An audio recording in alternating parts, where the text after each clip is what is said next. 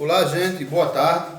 Hoje, segunda-feira, dia 20/7/2020. Estamos começando mais uma videoaula. De acordo com o nosso cronograma de aulas, às segundas-feiras, nós temos a aula de língua portuguesa, ensino religioso e redação. A nossa aula de hoje vamos iniciar por língua portuguesa, ou seja, pela disciplina de português. A partir do capítulo 8, das páginas 32 a 38. Certo? Na nossa aula de hoje, nós vamos estudar que crianças também têm direitos e deveres. A gente vive num contexto onde as pessoas falam muito em direito e em deveres. Vejam só, a gente precisa compreender que nem tudo, que a gente acha que é direito. E também nem tudo que a gente acha é dever, é dever. Para a gente entender melhor esse assunto, nós vamos iniciar a partir de hoje, segunda-feira, um estudo a partir da página 32, onde diz assim: crianças também têm direitos e deveres. Agora eu vou ler para vocês o texto dessa faixa amarela. Por favor, fiquem atentos. Direitos e deveres todos nós temos. Vocês, por exemplo, têm o direito à educação, mas também têm o dever de respeitar as regras da escola e a todos que trabalham ou estudam nesse local.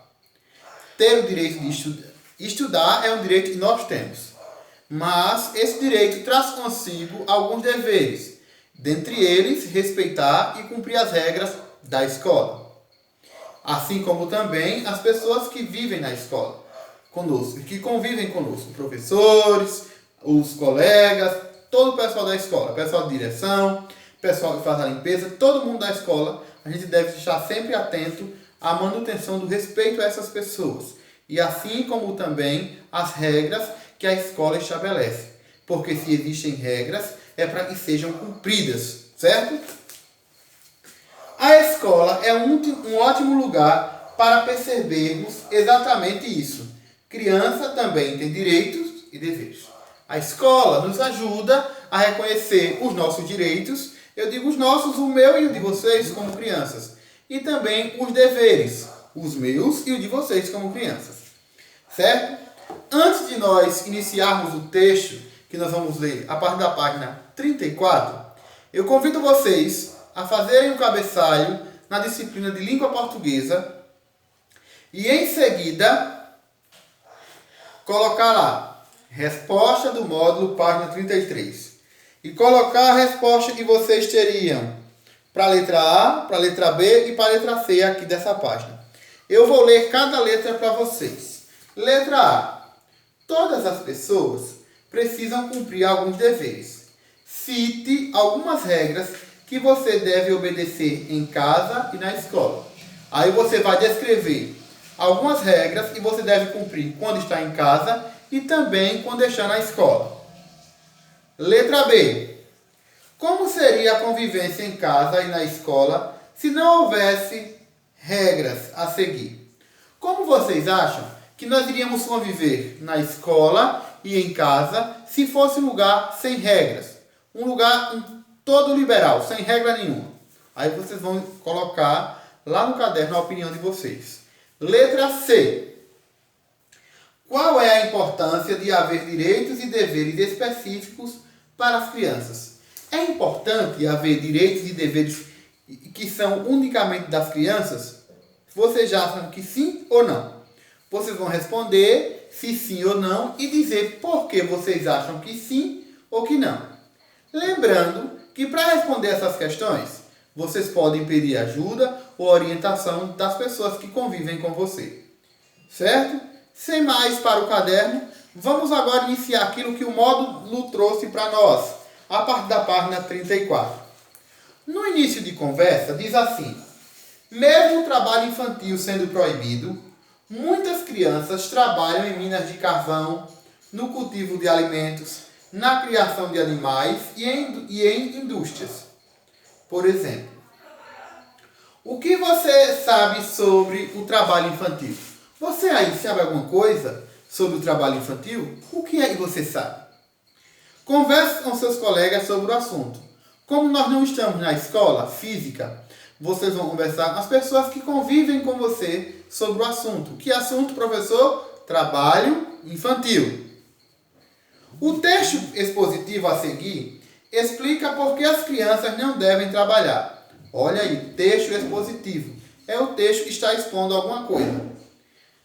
Título do texto é 10 razões pelas quais a criança não deve ter a obrigação de trabalhar. 1. Crianças ainda não têm seus ossos e músculos completamente desenvolvidos. Correm maior risco de sofrer deformação dos ossos, cansaço muscular e prejuízos ao crescimento e ao desenvolvimento, dependendo do ambiente e das condições de trabalho a que forem submetidas. 2. A ventilação pulmonar, a entrada e saída de ar dos pulmões, é reduzida. Por isso, crianças têm maior frequência respiratória, o que provoca maior absorção de substâncias tóxicas e maior desgaste do que nos adultos, podendo inclusive levar à morte. 3. Crianças têm maior frequência cardíaca que os adultos para o mesmo esforço. O coração bate mais rápido para bombear o sangue para o corpo. E por isso, ficam mais cansadas do que eles, ainda que exercendo a mesma atividade. 4. A exposição das crianças às pressões do mundo do trabalho pode provocar diversos sintomas, como, por exemplo, dores de cabeça, insônias, tonteiras, irritabilidade, dificuldade de concentração e memorização, taquicardia e, consequentemente, baixo rendimento escolar. Isso ocorre mais facilmente nas crianças porque o seu sistema nervoso não está totalmente desenvolvido. Além disso, essas pressões podem causar diversos problemas psicológicos, tais como medo, tristeza e insegurança. 5. Crianças têm fígado, baço, rins, estômago e intestinos em desenvolvimento, o que provoca maior contaminação pela absorção de substâncias tóxicas. 6. O corpo das crianças produz mais calor que o dos adultos quando submetidos a trabalhos pesados, o que pode causar, dentre outras coisas, desidratação e maior cansaço. 7. Crianças têm pele menos desenvolvida, sendo mais vulneráveis que os adultos aos efeitos dos agentes físicos, mecânicos, químicos e biológicos. 8. Crianças possuem visão periférica menor que a do adulto, tendo menos percepção do que acontece ao seu redor. Além disso, os instrumentos de trabalho e os equipamentos de proteção não foram feitos para o trabalho de uma criança. Por tudo isso, ficam mais sujeitas a sofrer acidentes de trabalho. 9. Crianças têm maior sensibilidade aos ruídos que os adultos, o que pode provocar perdas auditivas mais intensas e rápidas. 10. O trabalho infantil provoca uma tríplice exclusão. Na infância, quando perde a oportunidade de brincar, estudar e aprender. Na idade adulta, quando perde a oportunidade de trabalho por falta de qualificação profissional. Na velhice, pela consequente falta de condições dignas de sobrevivência. Então aí está o texto, pessoal, que vocês vão precisar para responder as questões que vai do 1 até o 15, certo? A atividade, ela vai da página 36 até a página 38. Vamos lá. Antes de iniciar a atividade escrita, nós temos a atividade oral. Essa atividade oral, onde tem assim, interpretação oral, vocês não precisam respondê-la no livro. Vocês precisam apenas ler e responder para vocês mesmos ou para as pessoas que estão ao seu redor, em casa. O que você achou desse texto expositivo? Você vai comentar com as pessoas que vivem com você. Segundo, diga 2 informações mais interessantes que o texto apresentou e que você não conhecia. Respondendo essas 2 questões orais, aí vocês vão partir, então, para a interpretação escrita, que inicia em seguida.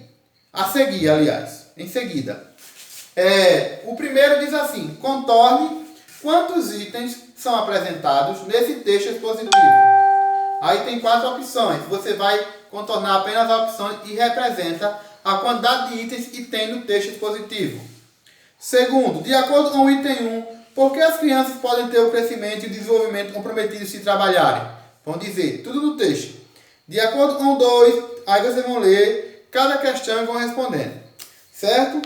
Vou ler para vocês aqui agora a questão desse finalzinho aqui, ó. Lembre-se que no início diz assim: texto expositivo. Então, professor, o que é um texto expositivo? Está aí na página 38, depois da última questão da atividade. O conceito, ou seja, aquilo que é um texto expositivo. O texto expositivo tem como função divulgar informações sobre determinado tema, a fim de aumentar o conhecimento do leitor. Nele, o autor não expressa a sua opinião. Num texto expositivo, é um texto que traz apenas alguma informação sobre algum tema. Não é um texto como a gente está acostumado a fazer, que tem a nossa opinião. Não. Ele pesquisou alguma coisa sobre determinado tema e daí, a partir da pesquisa, ele trouxe esse texto para que a gente pudesse ficar informado sobre aquilo que tem no texto. Certo? As atividades vocês vão lendo e vão respondendo de acordo com o texto. Todas as questões da atividade ou são de acordo com o texto ou são de ordem pessoal. Certo? Qualquer dúvida, não esqueçam. Logo mais, às 15h30, às 15 horas, aliás, desculpem, estaremos nos encontrando pelo Google Meet. E qualquer dúvida prévia, pode deixar um comentário aí embaixo no balãozinho da plataforma Iônica ou no WhatsApp. Forte abraço. Volto já já com a aula de redação.